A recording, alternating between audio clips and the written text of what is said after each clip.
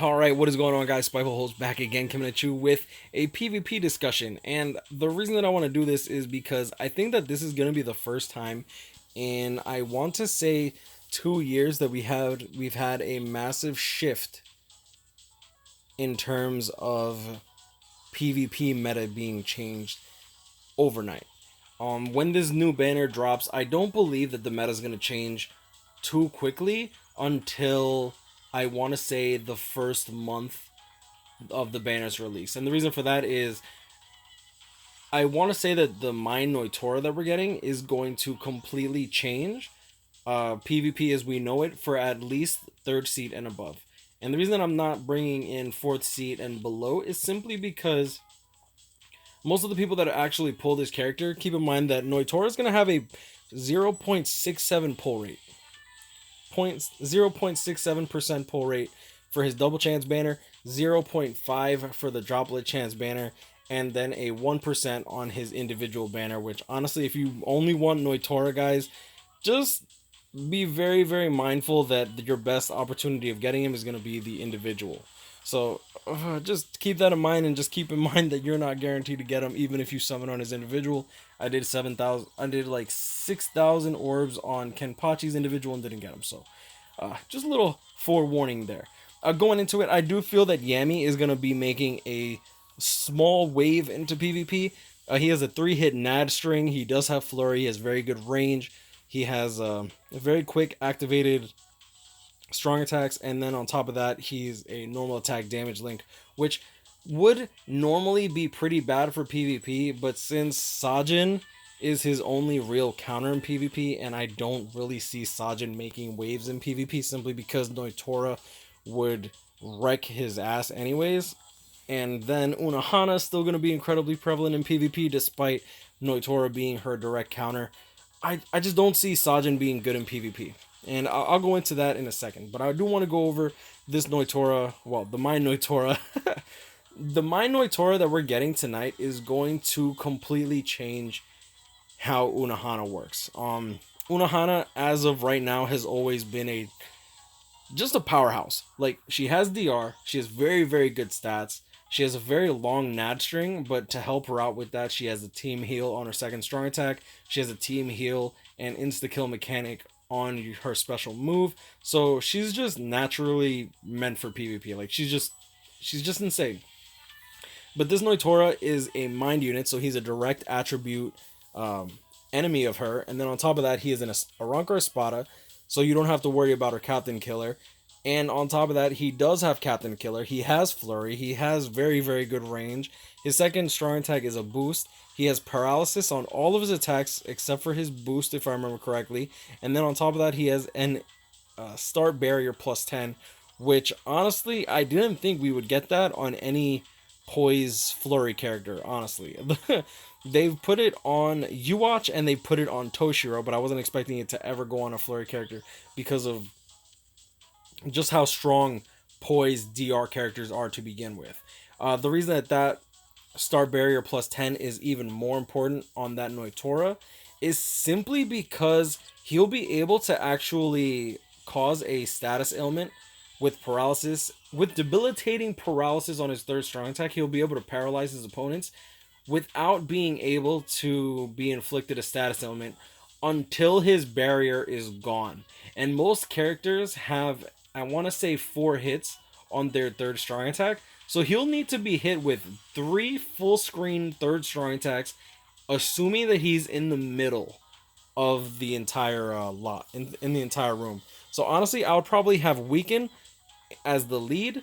I'd have Nnoitora as the side unit. That way he can keep his barrier for a little longer than normal, and then he can pretty much guarantee that a boost comes out for your team.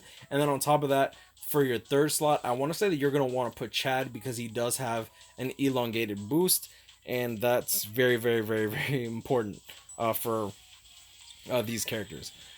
Going into it, I do want to go over these red characters. There's one more red character that I do like in PvP, and he's a strong attack damage character. Here we go. Now, keep in mind I don't have Halloween Halibel, so just bear with me here.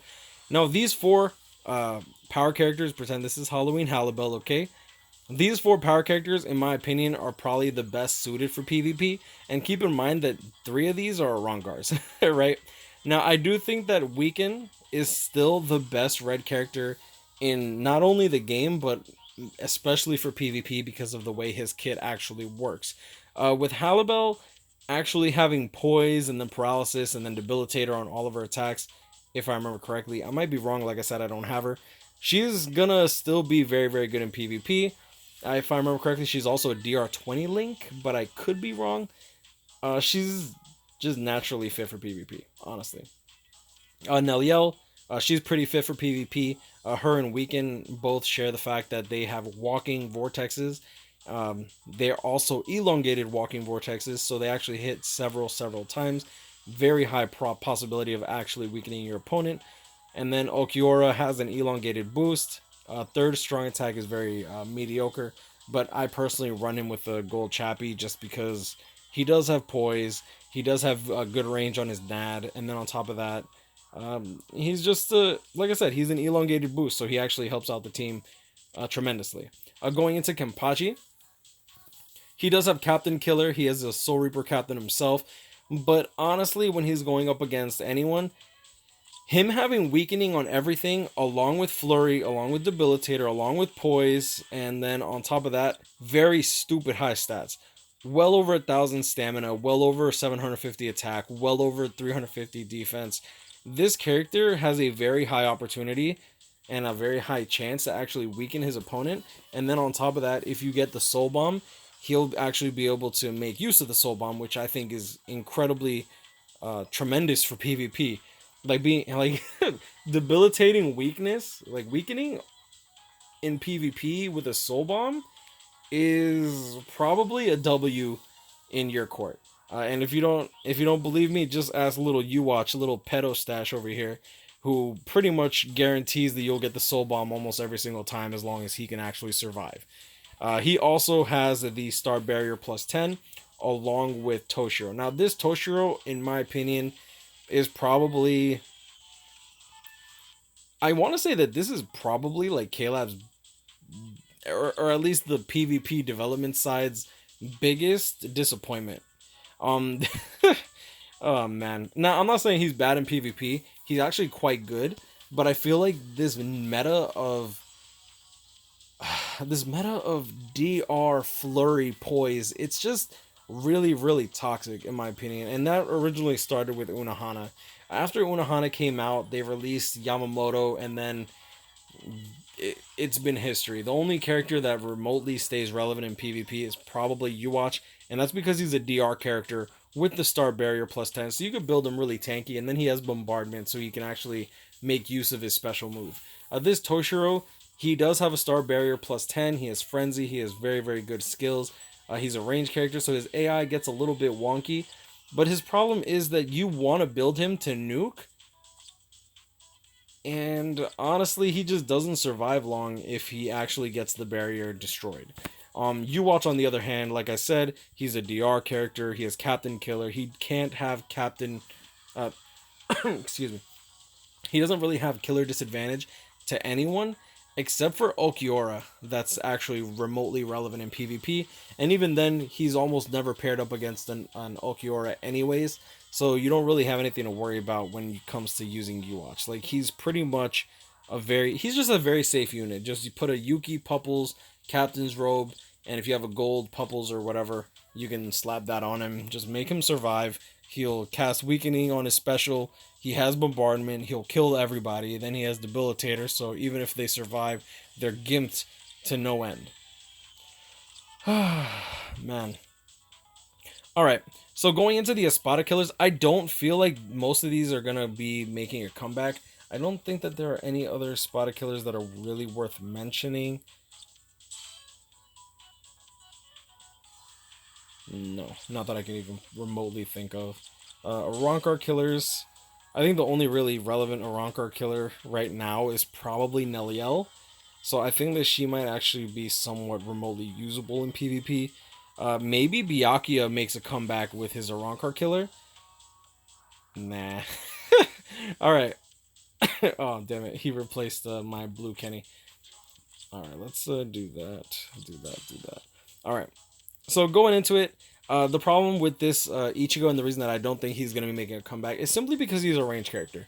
A range AI has always been incredibly horrible, especially for NAD characters because they tend to derp way too much. They're never consistent. They do whatever the hell they want and then they just naturally die. Like this Ichigo, he's literally the Walmart Yamamoto. If you don't have Yamamoto, you're probably using this Ichigo if you have a gold chappy.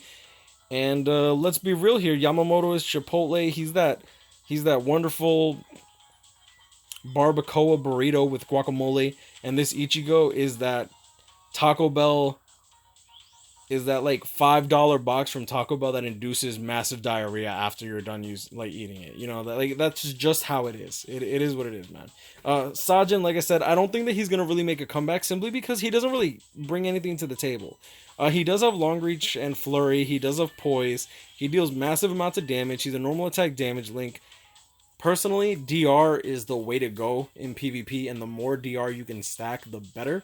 And despite having a spotted killer, he's not going to really have anybody to counter against except for Yammy. And honestly, like I said, Yammy's not going to be too prevalent in PvP. I think Nnoitora will be for the most part if people are actually able to pull him. Like I said, Nnoitora is not going to have a very high pull rate. So I don't really see Nnoitora being very prevalent until after his banner is almost gone. Because a lot of people are going to summon on the double chance with a 0.67% chance per character. And then they're going to summon on his individual. And if they don't pull him on the individual, people are probably going to summon on the droplet banner. And if they summon on the droplet banner, they're probably not going to get him. And then most people aren't going to be able to save their orbs through Anniversary, through 1,000 Year Blood War that's going to come out. And then through the Can't Fear Your Own World Volume 1, which should be coming out, I want to say, at the end of this month. Just like they did 1,000 Year Blood War. I could be wrong, so just keep in mind that that's not set in stone. It's not confirmed. I'm just speculating that Can't Fear Your Own World Volume 1 will be released sometime soon. Like I said, this Sajin doesn't bring anything to the table. No status ailments. No...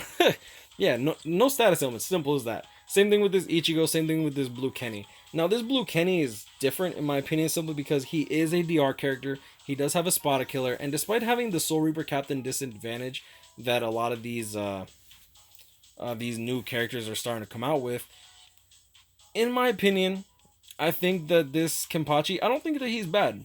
I think that he's outdated simply because Chad is a human and he doesn't have that Captain Killer disadvantage, but he still doesn't have very bad stats. He has over 1,000 stamina, 670 attack, but you're gonna be wanting to use a boost anyways.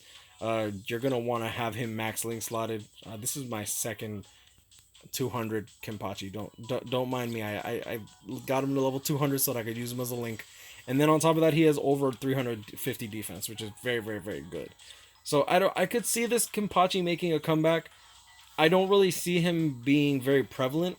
I think that, like I said, the main PvP team that I could see being used, and I think that Unohana has finally been replaced.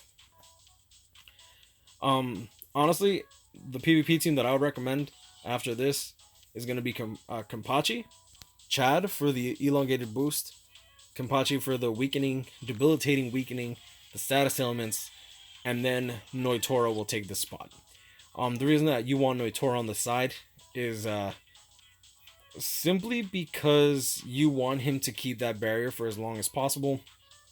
He does have paralysis on all of his attacks except for his second. And he is Captain Killer, so he'll cut through Unohana like butter. I mean, it's sad.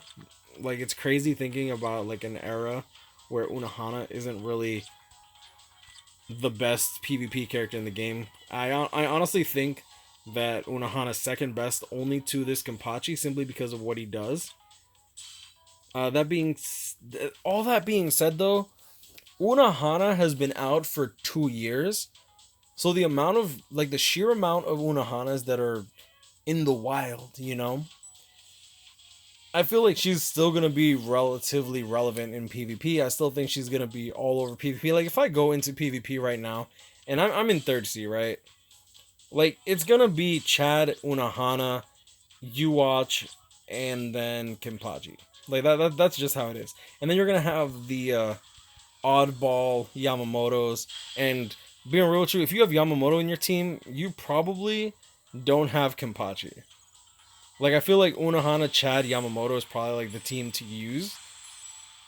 But you kind of need an elongated boost. Yeah. So he probably just doesn't even have Chad. Damn, man. It's crazy, man. If I get Nnoitora, I don't know who I'm replacing, because I don't want to get rid of I don't want to get rid of my Kenpachi because he's running a gold chappy. I don't want to get rid of my Unohana because she's running a gold chappy. I might run Nnoitora instead of Chad, simply because he's a shiny new toy. I don't know, man. I don't know. Let me know in the comments below if you like these kinds of videos. I do like going over these discussions. This isn't really a rant by any means. I haven't done a rant in a while. I don't think CFYOW's really done anything too bad. And despite people getting upset with CFYOW bringing these quote-unquote high-quality filler banners, and not this Rukia. This Rukia is... Actually, no. They even fixed this Rukia banner. Like, Tag Team Toshiro is great. This Mashiro's pretty bad, but who cares? But, like, Shansui's good. Lupi's good. Ikaku's good. They even, like, made Ichigo the standout. And then on top of that, like, they gave us... They're giving out a bunch of Brave Soul tickets. They're giving out a bunch of, like... They're giving out a bunch of stuff, you know? And, like, even if I get cooked, I don't even care. Because it's just like, oh, okay, cool. And at least I got some stuff, you know? But I'm going to leave it at that. Wow, I farmed 1,900 premium accessory tickets.